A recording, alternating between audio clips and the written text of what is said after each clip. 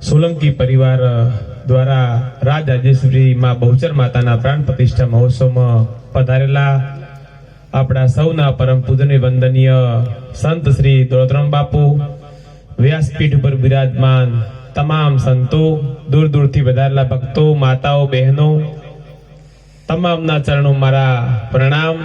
આપણા સૌનું ગૌરવ રાજલબા ઝાલા પણ અહીં ઉપસ્થિત છે, તો એમનું પણ હાર્દિક સ્વાગત છે. ખરેખર હું તો ખેતી યાદે સંકળાયેલો છું. સંતો મલમ લગાવશે ને હું ડેટોલ લગાવશું. ખરેખર મારે તો કોઈ વધારે સમય લેવા નથી, પણ આ સંતોના લીધે મારે જે મજા થઈ છે એ હું ગોમડે ગોમડે ફરીને શેર કરું છું. ભાઈ આજે જેવું કઈ છું એ આ સંતોની કૃપા છે મારા ઉપર. એટલા માટે તમને કહું છું કે સાહેબ, રૂપિયા એ સર્વોપરી નથી, બંગલા એ સર્વોપરી નથી, કે શિક્ષણ એ પણ સર્વોપરી નથી. સર્વોપરી હોય તો એ આનંદ છે, અને એ આનંદ સંતો સિવાય કોઈ જગ્યાએ મળતો નથી. એટલા માટે વહેલા મોડા સંતોના શરણે આવજો રા ભાઈ હો. અને એ પાછું જુવાનીમાં જેટલી ગળા ગુંડા હેડી એટલી ગળા નકે ગડપણ કાઠું છે. પછી ગુંડા થાકશે અને છોકરાને વહુ જેવી મળે કેમ ખબર કો.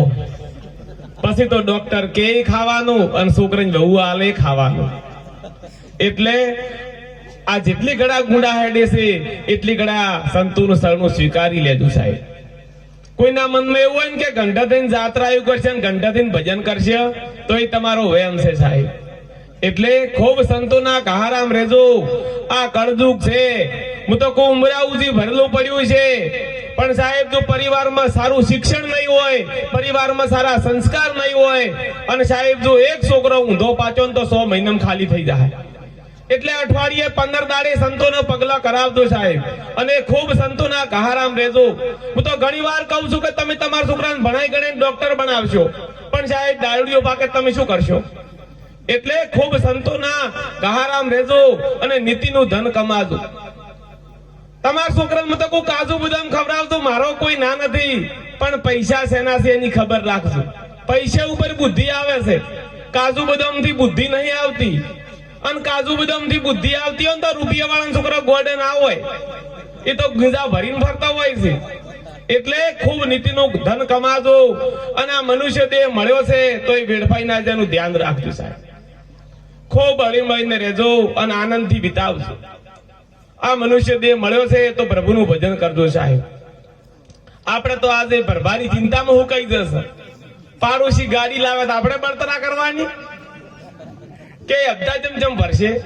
અને આપણને મજા પણ ચાર આવે ખબર, બાજુ આ ઘેર હપ્તા વાળો આવે ને તારે એવી ચિંતા ના કરવાની. અમુક ગંઢિયા વળી ની જુવાની યાદ કરી બળતરા કરતા હોય.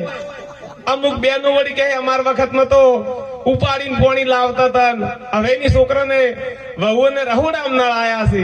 ભાઈ આયા હોય તો મોજ કરવા દો. તમે શું કરવા બળતરા કરો છો? મોજમાં રહો, બીજી વાત નહીં. ભૂતકાળને ભૂલી જો, ભવિષ્યની ચિંતા છોડો ને વર્તમાનને માણો. એટલા માટે કહું છું ખૂબ સંતોના કહારામ રહેજો.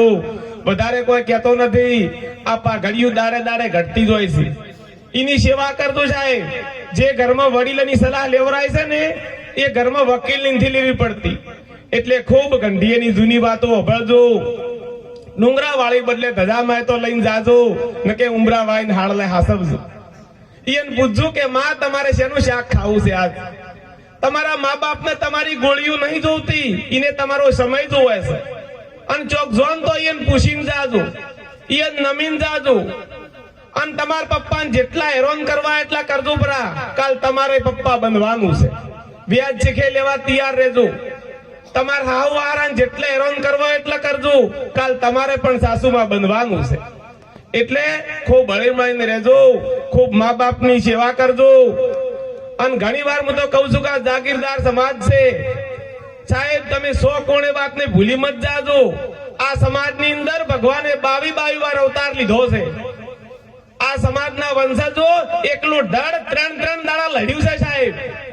અને તમારા આ સમાજના જેની 2 ટાઈમ મંદિરમાં આરતી થતી હોય અને સાહેબ તમે વ્યસન કરો એ નહીં ચાલે. આ સમાજ વ્યસન મુક્ત બને, શિક્ષણ યુક્ત બને, એ અમારા સપના છે સાહેબ. એટલે ખૂબ હળીમળીને રહેજો. અહીં બોલાય મને 2 મિનિટ બોલવાનો અવસર આપ્યો એ બદલ આપ સૌના ચરણોમાં વંદન કરું છું. ખારેડા ભજનમાં જવાના હોવાના કારણે હું નીકળું છું. આપ સૌના ચરણોમાં જય ગુરુ મહારાજ. વાહ ભાઈ.